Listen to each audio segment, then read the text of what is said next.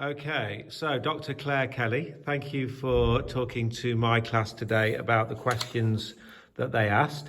We've got a question from Adil and a question from Emily about your article. The first question was from Adil, and he says, why haven't you mentioned anything about religion in your article? Even though Coleridge's belief about God was complicated, it's still an important factor in the poem. So I wonder what you'd say to that. Yeah, I mean, Angela, I think you're absolutely right that it really is an important factor in the poem. But I think when you're writing a critical article, like I was for Rime magazine, you very much have to choose your lens and you have to choose your focus. So, you know, with something like the Rime of the Ancient Mariner, there are so many different ways, so many different perspectives that we could take on that text. And, you know, say in your critical articles pack, you'll have articles that focus on the supernatural, articles that focus on, you know, post-traumatic stress disorder. And I think you just have to choose one lens and stick to it. And I think there's an important point there about thinking, you know, if you're writing an article for a particular purpose, you've got to choose your focus and stick with it. And I think, you know, for you as students, when you're writing for exams, you know, say if you're given a question and you've got some keywords that you've got to focus on, you just can't include everything. Having said that, I think, you know, within the eco-critical reading, you do have that crossover with pantheism and one life. And so there is that religious crossover, which I think I've kind of hinted at in the article. But I think to really look at religion properly would almost be a whole different kind of article in itself.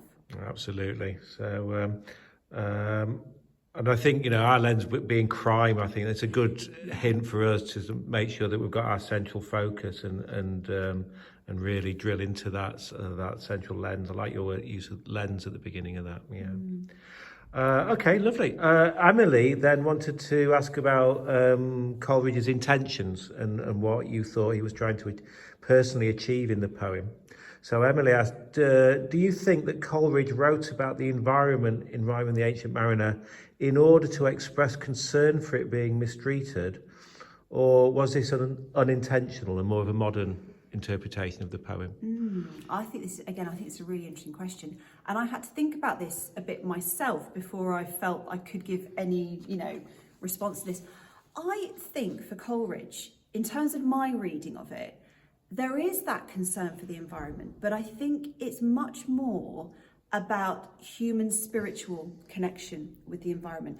So, you know, so for me as a modern reader, bringing an eco-critical reading to the poem, you know, I'm very aware of global warming, climate change, you know, the quite sort of literal effects that we're witnessing in terms of, you know, environmental change.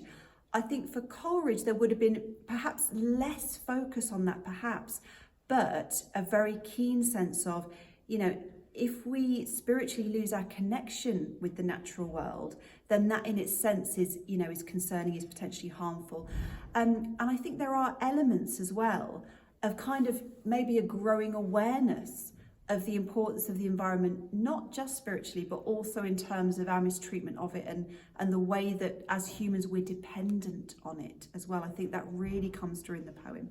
So in answer to your question, I do think there is a concern there about the mistreatment of the environment, but I think that would have meant something slightly different for Coleridge and his contemporary audience than it would do for us as modern readers. That's fantastic. Claire, thank you very much indeed. Thank you, Mike.